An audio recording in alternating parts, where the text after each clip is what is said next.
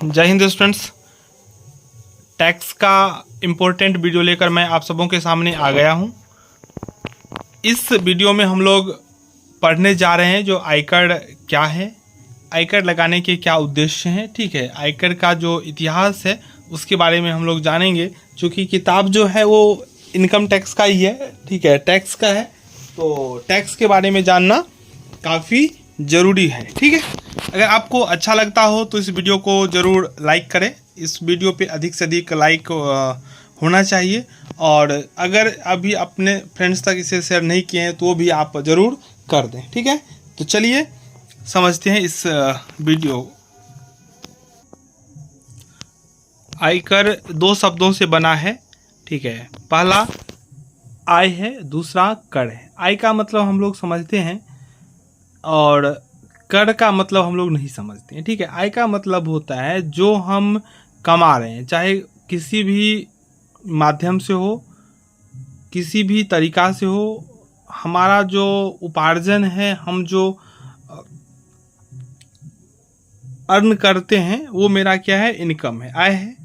और आय पर वो जो कमाई है, मेरा जो आमदनी है, उस आमदनी पर जो भी राशि हम सरकार को भुगतान करते हैं उसे ही हम लोग बोलते हैं कर। ठीक है, तो आयकर आय पर लगने वाला कर है। अगर इसके शब्द पर हम जाएंगे तो हम देखेंगे जो आयकर का मतलब होता है आय पर कर, यानी कि जिसके पास आय है उनको कर देना होगा, जिसको आय नहीं है उसे कर देना नहीं है। सिंपल सी फंडा है इसमें।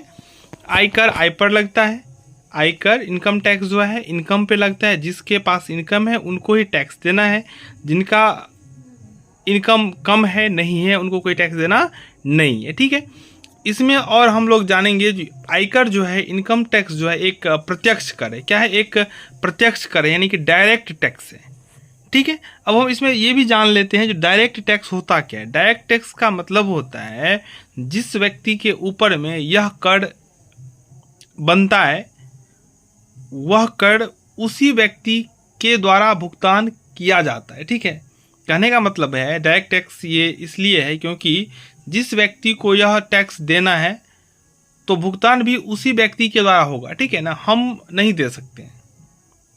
समझ में आप लोगों को आ रहा होगा। डायरेक्ट टैक्स मतलब जिस व्यक्ति का इनकम, आमदनी प्रीवियस ईयर यानी कि लास्ट ईयर यानी कि गत वर्ष में एक निश्चित सीमा से ऊपर गया है, जो सीमा तक फ्री है उससे ऊपर अगर उनका आमदनी है तो उनको टैक्स देना पड़ेगा, और वह टैक्स उन्हीं के द्वारा दे होगा। ठीक है, हम उनके बदले में दे सकते हैं, लेकिन पेमेंट जो होगा टैक्स का वो उनके ही नाम पर होगा। मतलब पैसा हम देंगे लेकिन नाम उन्हीं का होगा, उन्हीं के नाम पे जमा होगा। ये होता है प्रत्यक्ष कर।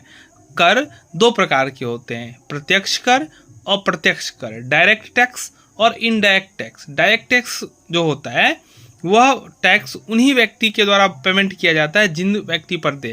अप्रत्यक्ष व्यय जो होता है जो उस वस्तु या सेवा का अंतिम रूप से उपभोक्ता होते हैं। कहने का मतलब है जो उस वस्तु को अपने प्रयोग में लाता है, जो उस वस्तु को उपभोग कर लेता है, उनके द्वारा ही टैक्स का भुगतान होता है। चाहे वो एक से ऊपर व्यक्ति के हाथों में वस्तु गया हो। उदाहरण के लिए अगर मैंने एक पेन लिया तो मैंने खरीदते वक्त जीएसटी पे कर दिया, टैक्स पे कर दिया।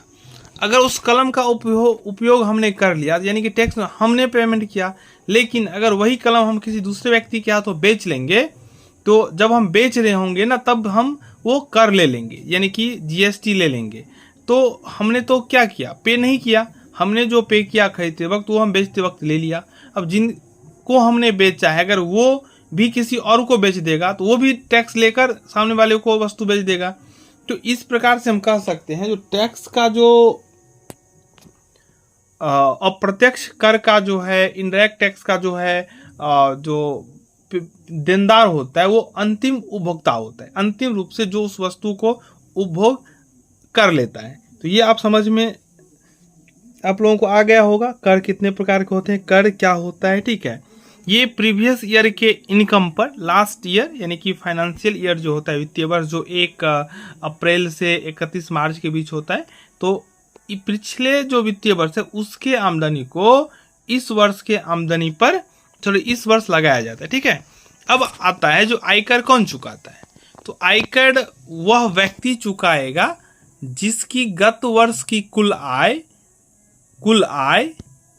कर मुक्त आय की सीमा से अधिक होती है। यानी कि एक स्लैब है, मान लीजिए हम बता रहे हैं आपको, ठीक है, 250 लाख तक फ्री है, तो किसी का इनकम 2 लाख होगा, फ्री हो जाएगा, टैक्स नहीं देना होगा। किसी का इनकम 249 है, उनको नहीं देना है। लेकिन 250 से ऊपर जैसे ही जाएगा ना, तो एक कर मुक्त सीमा जो टैक्स का तय है, उस सीमा से ऊपर जिनका भी आय जाएगा उनको टैक्स देना पड़ेगा, चाहे वो कोई भी हो, चाहे वो फर्म हो, कंपनी हो, सहकारिता समिति हो, हिंदू अविभाजित परिवार हो, या व्यक्तियों का समूह। ठीक है, एक करदाता की करयोग्य आय एवं उस पर कर की गणना करना, उस कर की राशि को वसूल करने का कार्य एक पृथक विभाग द्वारा किया जाता है, जिसको हम लोग बोलते हैं आयकर विभाग। ठीक है, इनकम टैक्स डिपार्टमेंट हम लोग सुनते आए हैं, जो आयकर का छापा पड़ गया, यानी कि एक डिपार्टमेंट है जो भारत सरकार ने बनाया है, उसका बस यही काम है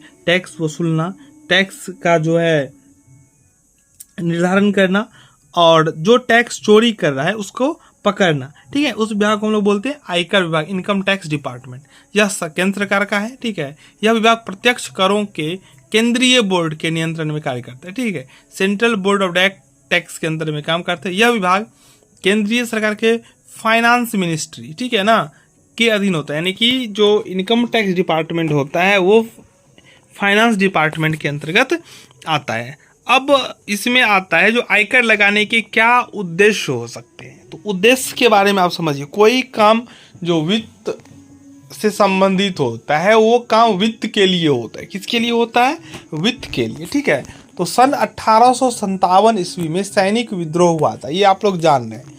1857 में जो सैनिक विद्रोह हुआ था उसमें जो क्षति हुआ था, आर्थिक हानि हुआ था, उस हानि को कम करने के लिए, भरपाई करने के लिए, या ये हम कह सकते हैं उस हानि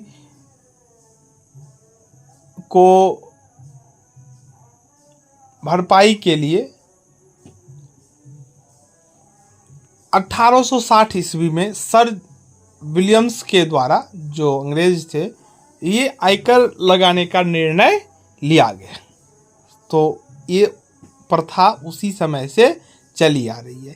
इससे क्या होता है, जो सेंट्रल गवर्नमेंट होते हैं या गवर्नमेंट जो होते हैं ना, वो मजबूत होता है, उनको आय मिल जाता है, आर्थिक स्रोत मिल जाता है। ठीक है, तो पहला जो है इसमें हम लोग कह सकते हैं, देखिए ये लिखा हुआ है, प्रारंभ में आयकर लगाने का उद्देश्य उन आर्थिक हानियों की पूर्ति करना था जो सन 1857 के सैनिक विद्रोह के कारण उत्पन्न हुई थी, किंतु वर्तमान में इस लागू करने के पीछे निम्नलिखित उद्देश्य की पूर्ति होना है।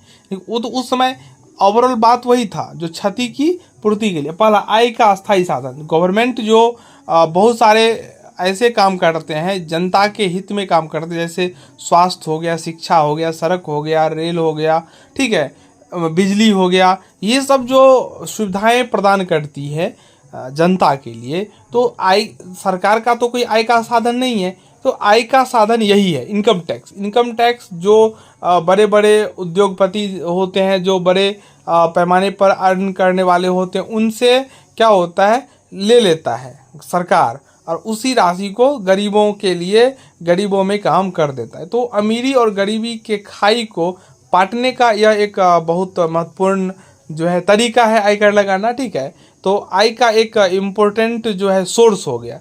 सरकार को देश एवं जनहित में अनेक कार्य संपन्न करने होते हैं, जैसे शत्रु देशों से देश की सुरक्षा करना, इसके लिए अब सैनिक चाहिए, सैनिक को बंदूक चाहिए। ठीक है, तो ये इन सब में खर्चा होता है।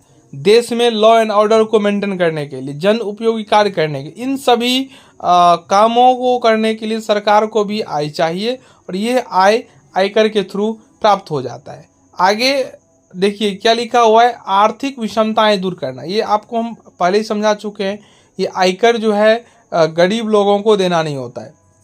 गरीब लोग इन द सेंस जिसका आमदनी लो होता है, जिनका आमदनी लो होता है वो देता नहीं है। जिनका आमदनी हाई होता है वो अपने आमदनी में से एक भाग, एक निश्चित राशि, एक निश्चित दर से सरकार को दे देती है। तो जो अमीर हैं, जो पैसे वाले हैं, उनसे सरकार पैसा लेकर गरीबों के लिए, जैसे अभी आप लोग देख रहे होंगे बहुत सारी सरकार योजनाएं चला रही है, तो सरकार उसमें पैसा कहाँ से लाती है? तो टैक्स से। तो आर्थिक विषमताएं दूर हो जाएगा। ठीक है, आगे अगर देखिए बचत एवं विनियोग को क्या होगा, प्रोत्साहन मिलता